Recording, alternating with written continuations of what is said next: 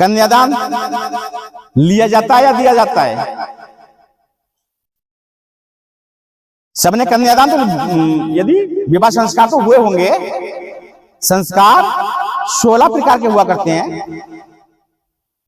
यदि गर्भाधिक संस्कार से लेकर जन्म संस्कार, विवाह संस्कार, नामकरण संस्कार, यदि लास्ट में चले जाओ विवाह संस्कार, और यदि अंतिम संस्कार, दाह संस्कार, तीसरी पत्री संस्कार, यदि 16 हुआ, जिसमें उद्देश्य कहने का यह है संस्कारों की गिनती में विवाह संस्कार, लड़कियों को शादी की होंगी ना, देखी होंगी, बुलावा लगते हैं ना, कन्यादान ले लो, कन्यादान ले लो। तो कन्यादान लिया जाता है या दिया जाता है? लिया नहीं जाता है। पैसा हथेली पर रखकर संकल्प करने से कन्यादान नहीं होता। पैसा दान हुआ करता है, रुपया दान हुआ करता है। कन्यादान उसको कहते हैं जिस लड़के को हम जानते ही नहीं थे, पहचानते ही नहीं थे,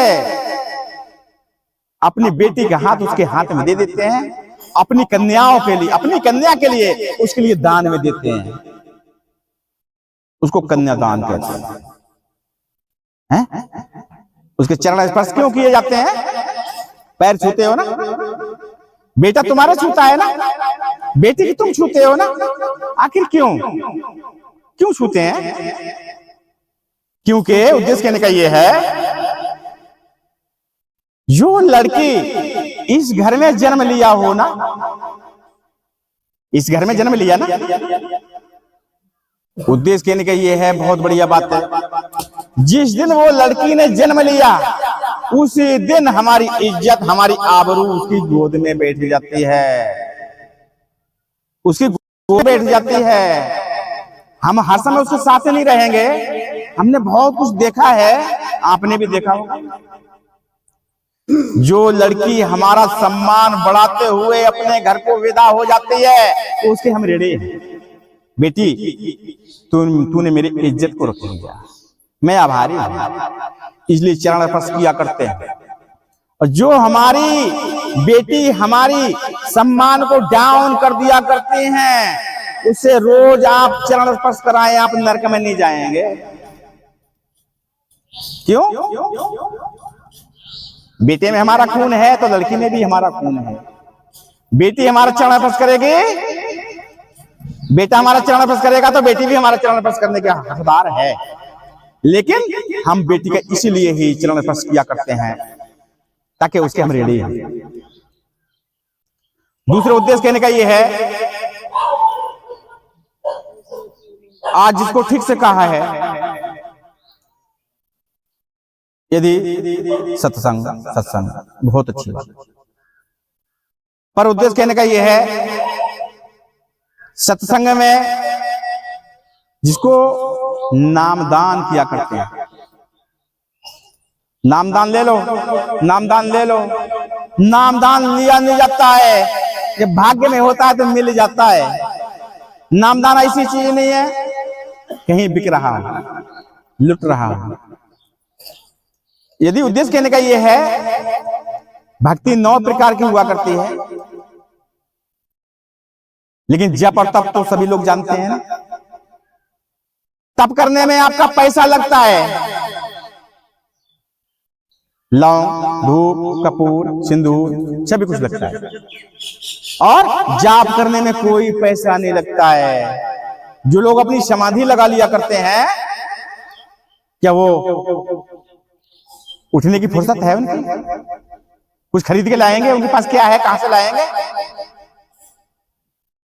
तो उद्देश्य कहने का यह है, संसार में लगभग 33 कोटि देवी देवता हैं, यदि भगवान है। 33 कोटि देवी देवता यदि भगवान है, और कोई तो कृष्ण भगवान को मान रहा है, कोई रामचंद्र जी को मान रहा है, कोई विष्णु जी को मान रहा है, कोई शंकर जी को मान रहा है, कोई शेरवाली को मान रहा है, कोई माँ काली को मान रहा है, कोई अबूतों को भी मान रहा है, कोई चौराहे वाले को भी मान रहा है। उद्देश्य कहने का ये है, इतना बड़ा कलम बनवा लो और इतनी मोटी डायरी खरीद लो और सारे भगवानों के नाम लिखो तो लिख पाएंगे? नहीं लिख पाएंगे। लेकिन भगवान की पहचान सुनो और देखो और समझो, मेरा भगवान कौन है। भगवान आत्मा और बाण माने शरीर। भगवान किसको कहते हैं? भा माने भूमि, भगगा माने गगन, भगवा माने वायु, आ माने अग्नि और ना माने नीर। पांचों तत्वों से बना है शरीर, उसको भगवान कहते हैं। भगवान का काम है दया करना और काल का काम है आ जाना। तो पहले अपना अंदाजा लगाइए, मेरे ऊपर सबसे बड़ी दया किसने बरसाई थी? वो कौन था और वो कैसा था? वो थी मां, जिसने हमारे लिए निःशुल्क और फ्री खून, हड्डी, मांस और पेशियां निःशुल्क दान में दी है ना। कोई भी भगवान हमारे लिए यदि एक बूंद तो दूर है, एक बूंद का एक कतरा भी हमें खून का दान कर दे। श्वासों को खजाना तो अलग है, एक श्वास भी हमें दान कर दे, करेगा। उद्देश्य कहने का यह है, सबसे बड़ा भगवान हमारा वही है जिसके लिए मां कहते हैं, पिता कहते हैं। और उद्देश्य कहने का यह है, जिसको कहते हैं परमात्मा। परमात्मा वो है जिसने हमारे लिए निःशुल्क फ्री बल, यदि ताकत, बल और बुद्धि और विद्या निःशुल्क प्रदान किया है, उसको परमात्मा कहते हैं, उसी को अल्लाह पाक कहते हैं। तो उद्देश्य कहने का यह है, उस परमात्मा का दामन पकड़ ले, आपको कहीं भटकने की जरूरत नहीं है और बैठकर परमात्मा का जाप करें।